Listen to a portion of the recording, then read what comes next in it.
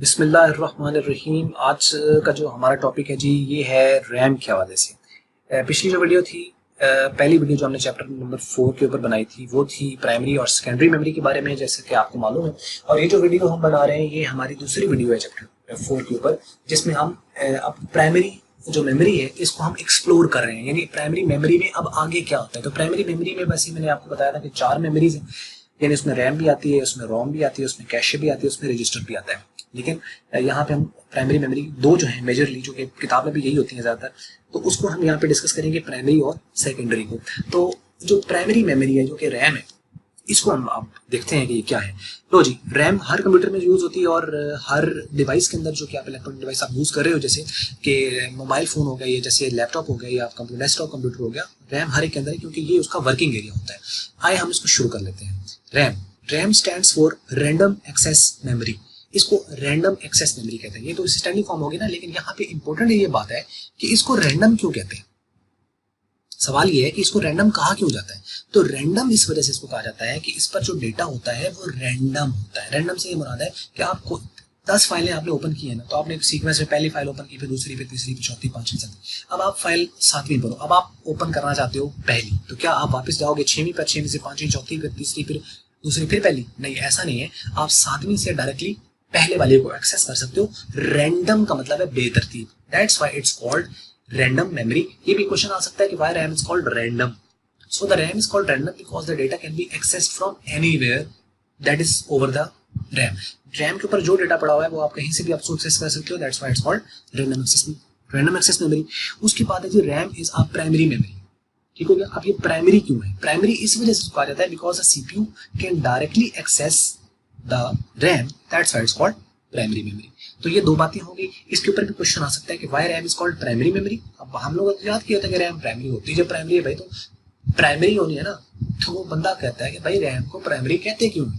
तो प्राइमरी इसको इस वजह से कहा जाता है क्योंकि ये सीपीयू डायरेक्टली एक्सेस कर सकता है, that's why it's called primary. और उसके अलावा जो है वो आप रैंडम क्यों कहते हैं, तो रैंडम का भी मैंने आपको बता दिया। तीसरा पॉइंट है कि RAM is temporary memory because when the power is cut off the data over the RAM is lost. यानी जो डेटा होता है रैम के ऊपर वो लॉस्ट हो जाता है। जैसे आप डेस्कटॉप कंप्यूटर के ऊपर काम कर रहे हो, तो लाइट चली गई, ठीक है। अब लाइट जब चली गई है तो उसका जो डेटा था वो क्या हो गया? लॉस्ट हो गया। अब अगर आपने उसको सेव नहीं किया तो वो डेटा रैम के ऊपर जो था वो लॉस्ट हो जाएगा, वो सेव नहीं रहेगा। जब आप लाइट आने के बाद उस कंप्यूटर को टर्न ऑन करोगे तो डेटा उसके ऊपर नहीं होगा। अब ये वाला काम लैपटॉप के साथ नहीं है। जैसे आपने एक चार्जर कनेक्ट किया हुआ था उसके साथ और लाइट चली गई, ठीक है। अब जब लाइट चली गई है तो आपका डेटा फिर भी सेव है।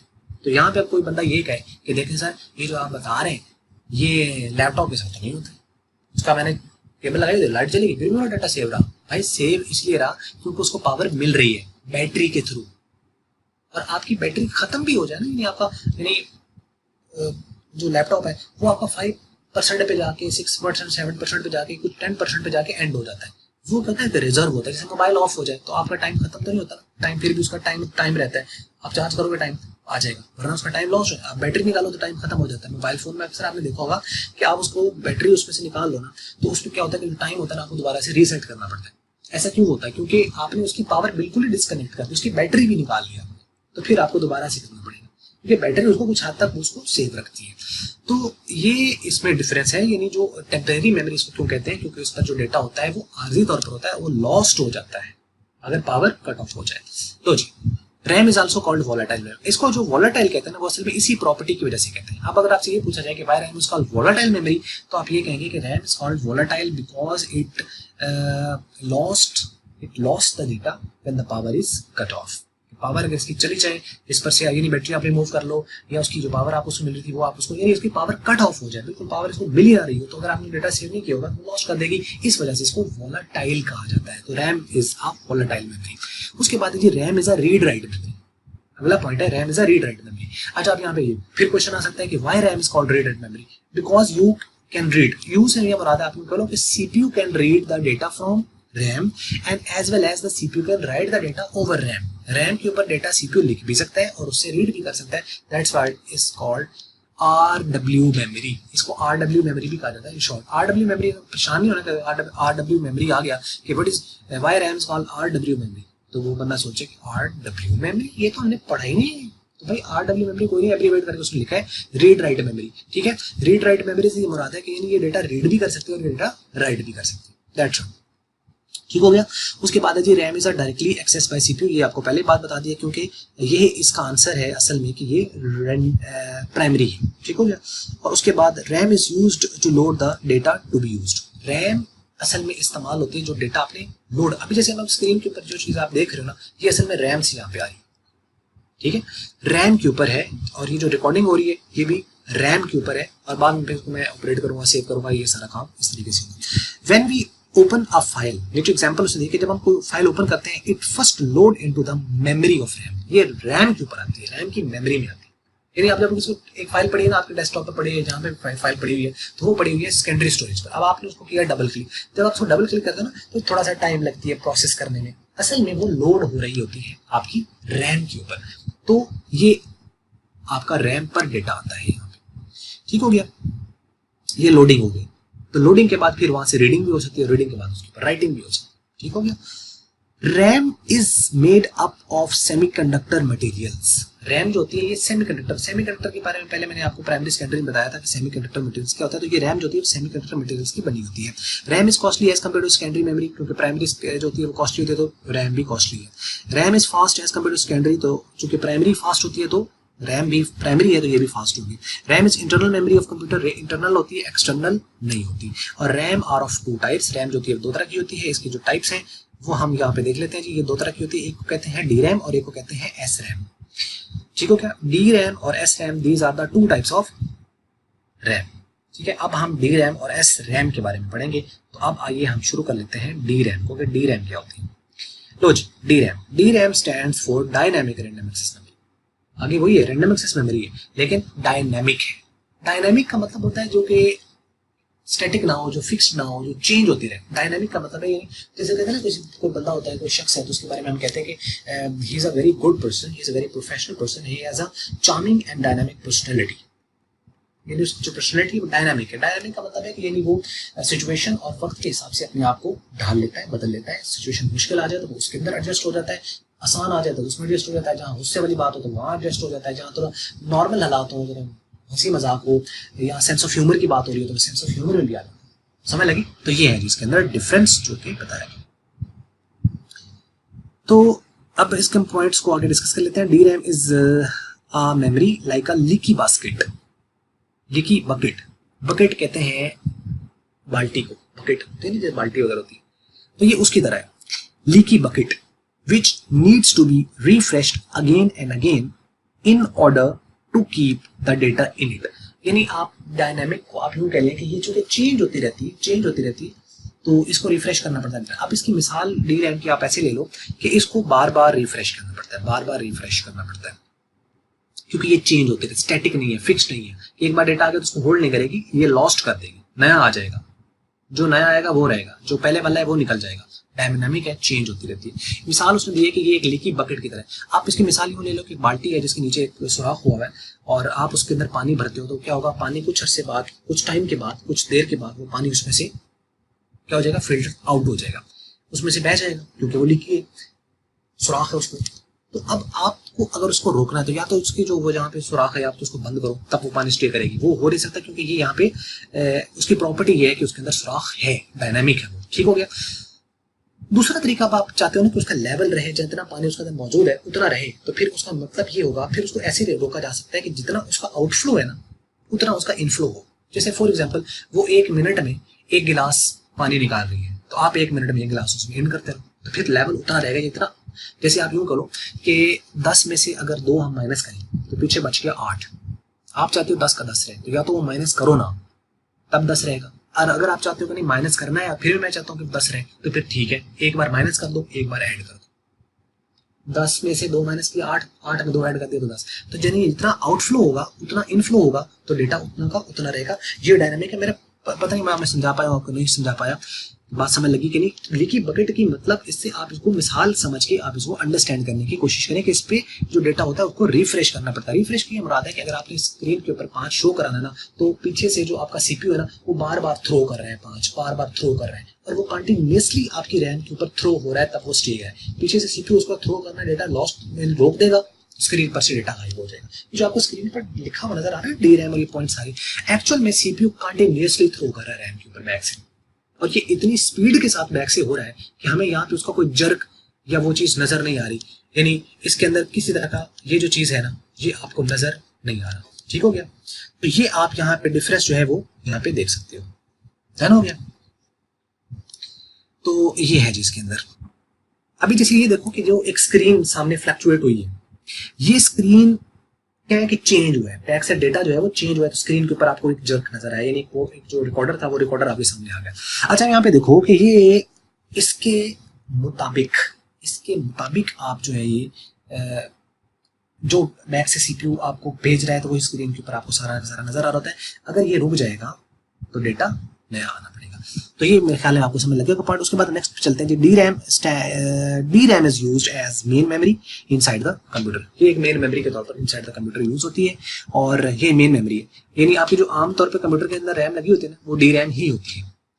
और D RAM is slower then S RAM. D RAM होती है जो कि ये बार बार डेटा को रिफ्रेश करना पड़ता है, तो ये स्लो होती है। इट्स बिगर इन साइज, ये साइज में बड़ी होती है एस रैम के मुकाबले में। डी रैम इज चीपर होती है, सस्ती होती है, एस रैम महंगी होती है। और D RAM has more storage capacity इसकी ज्यादा होती है, और D RAM consume more power चूंकि रिफ्रेश करती है तो इसको पावर भी ज्यादा कंज्यूम करती है। The normal size of D RAM is 1 GB to 16 GB। इसका नॉर्मल जो साइज होता है 1 GB से 16 GB, नॉर्मल इससे ज्यादा भी हो सकती है, यानी जो बड़े कंप्यूटर से सुपर कंप्यूटर उसके अंदर तो उससे भी ज्यादा रैम लगी होती है ना। तो एक नॉर्मल, एक मैंने आपको एक मिसाल दी है कि 1 GB से लेकर, जैसे मोबाइल में 1 GB के मोबाइल भी होते हैं, उसे 1 GB से कम भी होते हैं, और 16 GB तक भी ये सपोर्ट करते हैं, और उससे ज्यादा 32 बिट्स की भी होती है, तो 32 GB की भी होती है। ये नॉर्मल एक कंप्यूटर के अंदर होता है। तो each cell of D RAM consist of 1 capacitor 1 transistor. इसका जो होता है ना डी रैम का जो एक सेल होता है वो एक कैपेसिटर एक ट्रांजिस्टर लगा होता है उसके अंदर। And where each cell contain 1 bit at a time, और एक सेल में 1 बिट स्टोर होती है।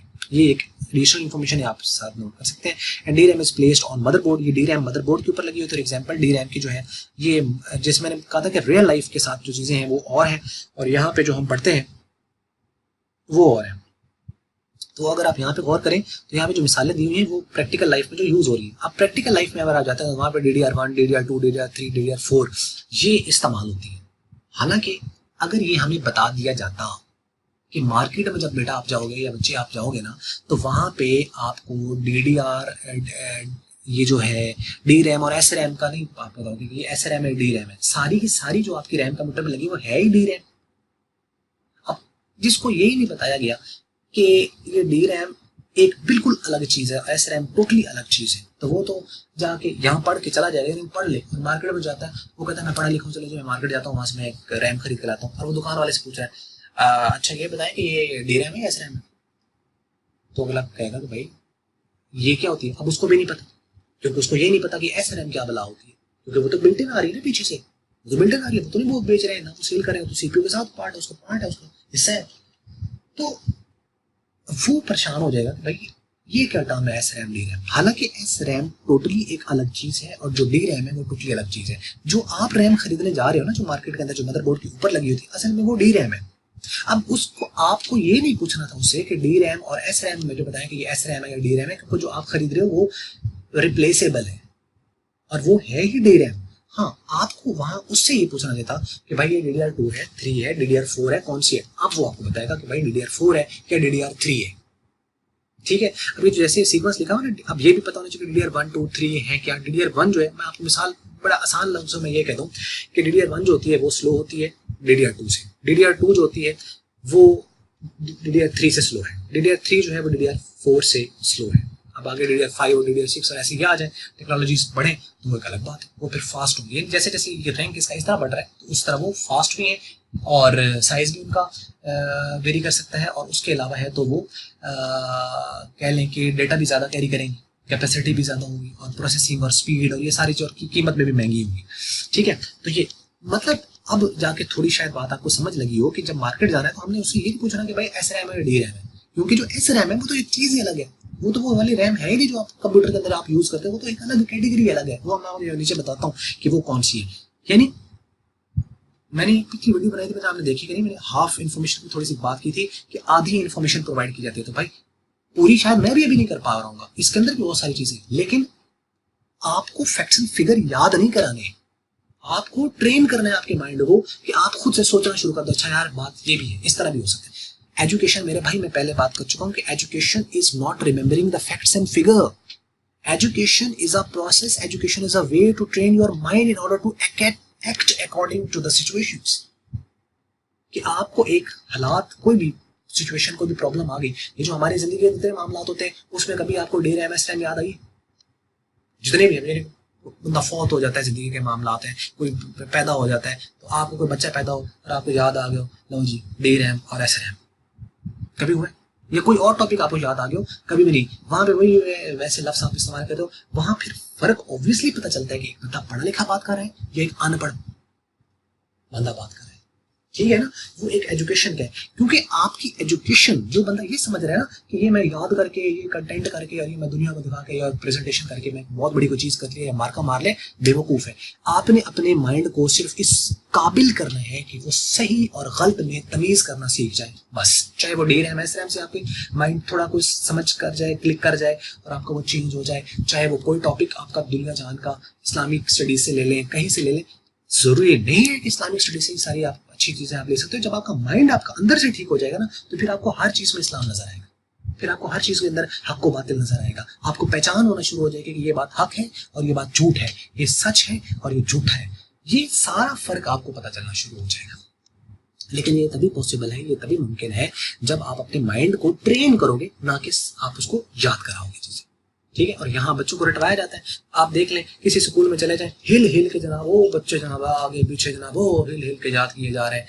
बल्कि अल्लाह माफ करे, कुरान हकीम आप देखें, मस्जिदों में चले जाएं, वहां पे जो बंदे बच्चों को कुरान पाक याद कराया जाता है, वो बच्चों की आप देखें, वो पढ़ पता नहीं कम रहे होते हैं और हिल ज्यादा रहे होते हैं।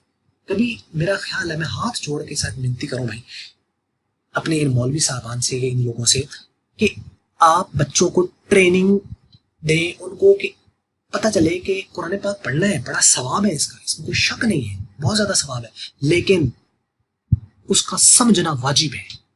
समझे उसके अंदर लिखा हुआ क्या, ट्रांसलेशंस बच्चों को समझाएं, उनको सोचें और उसे प्रेजेंटेशंस करवाएं, उनसे उनको सामने लाएं, बच्चों को सामने लाएं, ताकि उनके अंदर ये चीज पैदा हो कि ये खाली हमने याद नहीं करना, हिफ्स नहीं करना, हमने इससे कुछ सीखना भी है, हमने कुछ माशरे में तब्दीली भी लानी है। ये किताब सीखने के लिए आई थी, याद करने के लिए ठीक है, आप हिफ्स करें उसको, बिल्कुल बिल्कुल ठीक है, और हिफ्स जरूर करना चाहिए इसको, लेकिन इसकी जो तालीमात है कम से कम उसको भी तो हमें गौर करना चाहिए।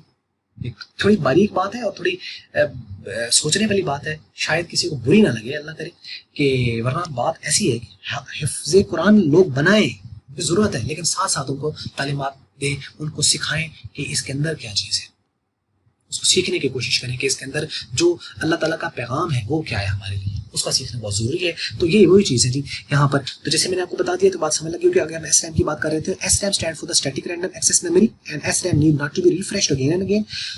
इसको नहीं करना पड़ता, ये मैंने आपको बता दिया, DDR ये समझ लग गया। और आगे SRAM static random access memory, यानी ये स्टैटिक होती है, वो डायनामिक थी, स्टैटिक है, और उसको रिफ्रेश करना पड़ता था, अब इसको रिफ्रेश नहीं करना पड़ता। और SRAM used as cache inside the computer. Cache और रजिस्टर दोनों जो होते हैं वो SRAM होते हैं। अब जो रजिस्टर है वो CPU का अपना पार्ट है, वो भी मेमोरी है, वो भी आपका स्टैटिक होता है। और जो कैशे मेमोरी होती है, जो कि इंटरमीडिएट होती है memory between the RAM and the CPU, उसके स्पीड को बढ़ाने के लिए, वो भी स्टैटिक होती है। इसका मतलब जब आप मार्केट जाओगे तो आप तो रैम खरीदने जा रहे हो, तो रैम के लिए तो उसका पता ही नहीं है। कैशे है जो इंटरमीडिएट आपके पास पार्ट होता है, ये आपका एक स्टैटिक मेमोरी होती है। कैशे खरीदने जाओगे तो कैशे आपके पास जो है वो एक स्टैटिक होगी। ठीक हो गया जी। तो SRAM is faster than DRAM। ये SRAM जो थी, ये ऊपर बता दिया कि वो स्लो थे, और ये सारे मेरे ख्याल में ये सारे पॉइंट मुझे मेरे ख्याल बताने की जरूरत नहीं है। और ये आप यहाँ से देख सकते हो, इसका जो साइज होता है वो 1 MB से 16 MB तक होता है। उसका 1 से GB से 16 GB तक नॉर्मल बताएगा, और इसका 1 MB से 16 MB तक नॉर्मल साइज होता है, ज्यादा कम हो सकता है। ठीक हो गया। और SRAM जो है वो uses the electronic circuits called flip flop. ये एक इलेक्ट्रॉनिक आप कह लें कनेक्शन या एक आपके पास टेक्नोलॉजी है, फिजिक्स के अंदर भी ये पढ़ाई जाती है, फ्लिप फ्लॉप। ये इसकी एक टेक्नोलॉजी है जो इसके अंदर यूज होती है, विच हैज 6 ट्रांजिस्टर्स पर सेल। एक सेल के ऊपर 6 ट्रांजिस्टर्स होते हैं। उसका एक ट्रांजिस्टर था, इसके 6 ट्रांजिस्टर्स लगे होते हैं। और SRAM is placed between the CPU and the RAM DRAM to boost up the computer speed, computer की स्पीड बढ़ाने के लिए। और इसकी एग्जांपल SRAM की जो है वो L2 और L3 कैशे है। अब ये भी इसके अंदर सीरीज चलती है, यानी L2 कैशे, L3 कैशे, इस तरह की कैटेगरीज हैं इसके अंदर जो आती है। ठीक हो गया जी। तो ये थी आज की हमारी वीडियो। उम्मीद करते हैं वीडियो आपको लगी हुई अच्छी लगी है तो उसको कर लें लाइक, और अच्छी नहीं लगी तो उसको कर लें डिसलाइक। और हमेशा की तरह वीडियो देखने का आपका बहुत बहुत शुक्रिया।